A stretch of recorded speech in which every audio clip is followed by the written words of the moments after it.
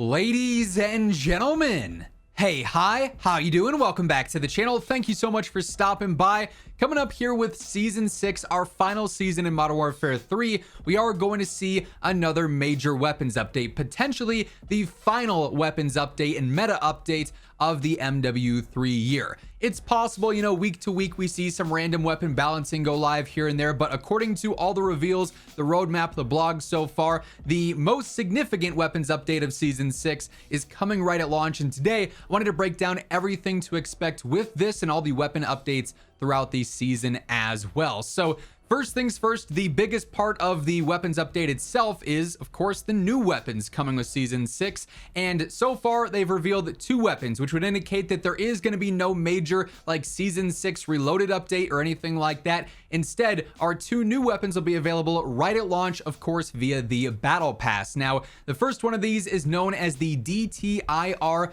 30-06. This is a brand new battle rifle. It's going to be available in Battle Pass Sector 6. In total, this is going to have 20 levels to go through and unlock and level up, so you can get a couple of new attachments. But of course, since this is in the Battle Pass, this means it's going to be free for everyone, as it is a part of a free sector. So even if you don't buy the Battle Pass, you don't buy the Black Cell upgrade or anything, if you're just simply playing the game and earning those Battle Pass XP tokens, you can eventually get this for free just through playtime. But here is how they describe the DTIR. So they say, eliminate long-range threats with this slow-firing and hard-hitting battle rifle chambered in 30-06.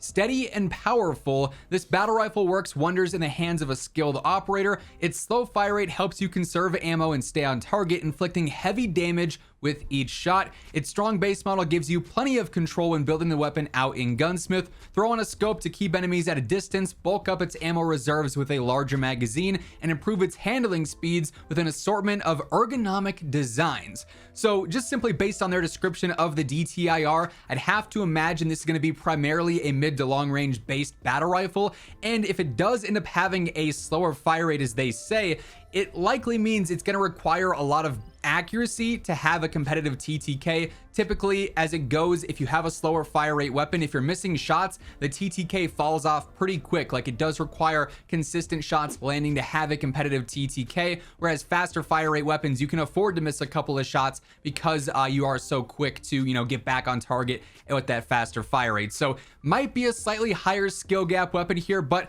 with its powerful damage, hopefully that means you only have to land a couple of shots to get a full knock in Warzone or a cleanup or whatever the case is there. So certainly has potential. Anytime we have like a main category weapon in the Battle Pass or as a part of a seasonal update, whether that is a rifle, an SMG, or like a battle rifle, for instance, they're usually pretty good and pretty competitive so that they can, you know, promote more Battle Pass sales. It's going to be no surprise if this thing has one of the fastest time to kills on day 1.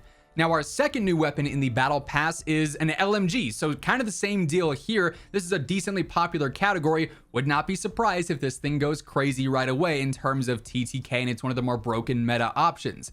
But this LMG is known as the Kastov LSW. Once more, this is free to unlock via the Battle Pass. This one only has 18 levels, so not as many to go through and level up, and definitely not nearly as many levels as we'll be seeing in Black Ops 6 here soon enough.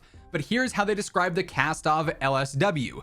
With its best-in-class fire rate and tac stance accuracy, this LMG was crafted to tear enemies through at short to mid-range. So this to me seems like it's probably going to be more of a challenger to like the TAC Evolver, for instance, which is particularly good in the close to mid-range. They say it's got a crazy fire rate and actually can be built out for tac stance, so might be a bit of a unique LMG in that sense.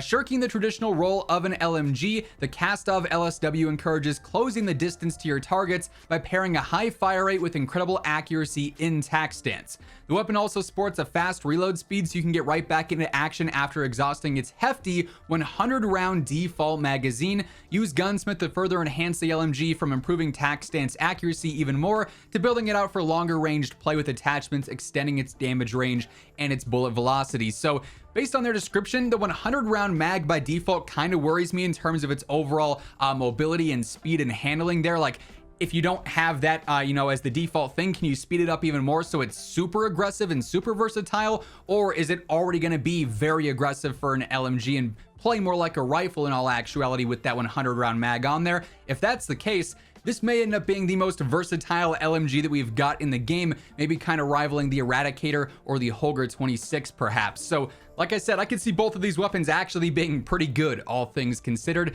but those two new guns are far from the only weapon and meta updates coming with Season 6. As we do get into the remainder of the updates and changes coming, if you do enjoy the video, a like rating is always seriously appreciated. Help share the video around to new viewers. And if you are one of those new viewers, or maybe you have not subscribed yet, every single day, this is the place to be to stay up to date with everything that you need to know about Call of Duty, whether it's news, updates, patch notes, or meta breakdowns like this. So feel free to hit that subscribe button and turn on those post notifications.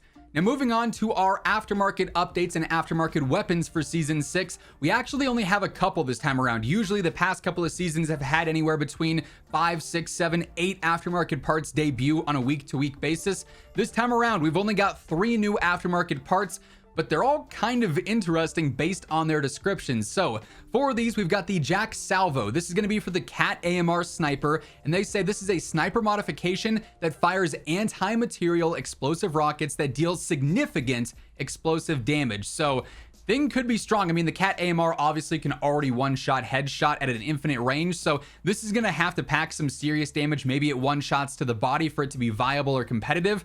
It also depends on how much this kills the velocity in terms of if it'll actually be used realistically in the meta.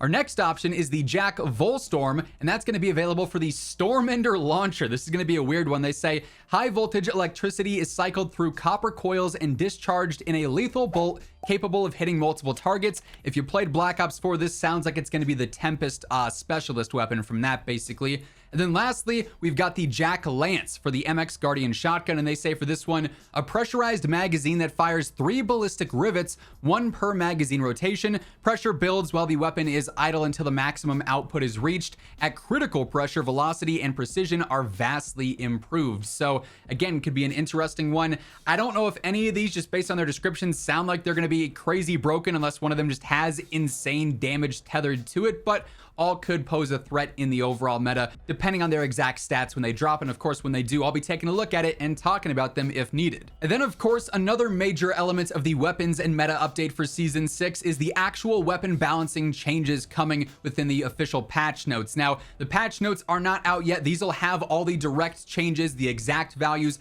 everything being updated. And once those patch notes are out, I'm going to be posting a video on them right as they surface. So stay tuned for that. You're definitely going to want to have noties on, because this update in theory should be a huge one, given the fact that the devs previously, before Season 5 dropped, said that heading into Season 6, they were planning on doing a much larger global meta update to essentially raise the tide and increase competition across the board with MW2 and MW3 guns. We've talked about this specific update a lot in videos over the past couple of weeks. They said that they wanted to make changes to the MW2 snipers, that they don't have to actually have ammo requirements to be able to one-shot at an infinite range. So this would completely change the long range and the sniping meta and allow things like the MCPR or the Imperium or whatever other bolt action MW2 sniper to compete with things like the Moors or the Cat or the Kar 98K. They also mentioned they wanted to buff some of the underwhelming MW2 and MW3 options, guns that don't really get used because they're too slow or they're too weak or their handling and recoil control is not good enough. So we could actually see some significant updates here to basically balance things across the board, so that it's not just 2 or 3 or 4 weapons every single season dominating everything, and instead there's actually a very diverse meta with a bunch of competitive options. We may also start to see less cons on attachments as we look forward to Black Ops 6, where obviously most of the attachments have minimal cons and basically just pros. In order for MW2 and MW3 weapons to be remotely competitive against Black Ops 6 options once the integration takes place after Season 6, there's going to have to be a change to the attachments on pretty much all these weapons. So that could be a trend that we start to see maybe more and more throughout Season 6.